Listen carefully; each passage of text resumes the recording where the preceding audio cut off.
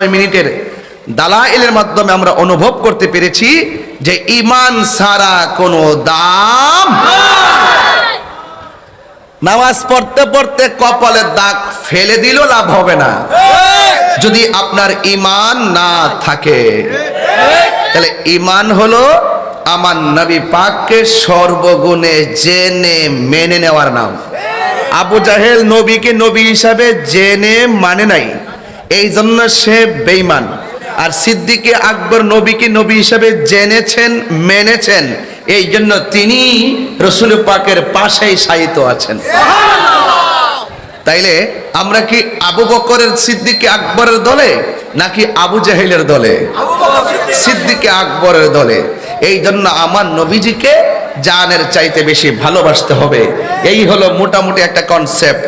আসুন রাসূলের হাদিসে কি বলে। আল্লাহর হাবিব সাল্লাল্লাহু আলাইহি সাল্লাম বলছেন, লা ইউমিনু আহাদুকুম হাত্তা আকুনা আহাব্বা ইলাইহি মিন ওয়ালিদিহি ওয়া ওয়ালাদিহি ওয়ান নাসি আজমাইন।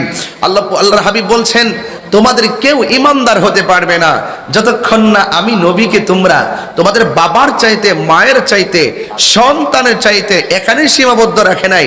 কিছু কিছু মানুষ আবার বলতে পারে যে শ্বশুরের চাইতে নবীকে বেশি ভালোবাসতে হবে না। এই জন্য রসুল তো গায়েবের খবর দেনেওয়ালা, একটা পেরেক মারছে এই হাদিসের শেষ দিকে। পেরেকটা কি কয়? ওয়ান নাসি আজমাইন, সব মানুষের চাইতে আমি নবীকে বেশি ভালোবাসতে হবে, তবেই তুমি ইমানদার হতে পারবে। বুঝতে পেরেছেন? আল্লাহ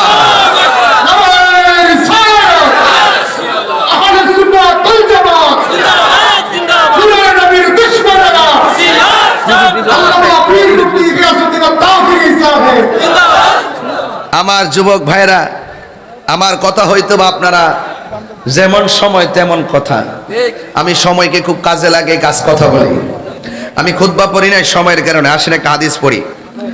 বিয়ে قال حدثنا عبيد الله بن موسى قال اخبرنا حنظلة بن ابي سفيان عن إكرمة بن خالد عن ابن عمر رضي الله تعالى عنهما قال قال رسول الله صلى الله عليه وسلم بني الإسلام على 5: شهادة أن لا إله إلا الله وأن محمد رسول الله وإقام الصلاة وإيتاء الزكاة والحج وصوم رمضان। রাসূল করিম সাল্লাল্লাহু আলাইহি ওয়াসাল্লাম বলছেন, বুনিয়াল ইসলাম আলা 5, ইসলামের খুঁটি হলো 5টি। এর মধ্যে একটি হলো ওই সাক্ষ্য দেওয়া যে আল্লাহ ইলাহা ইল্লাল্লাহ,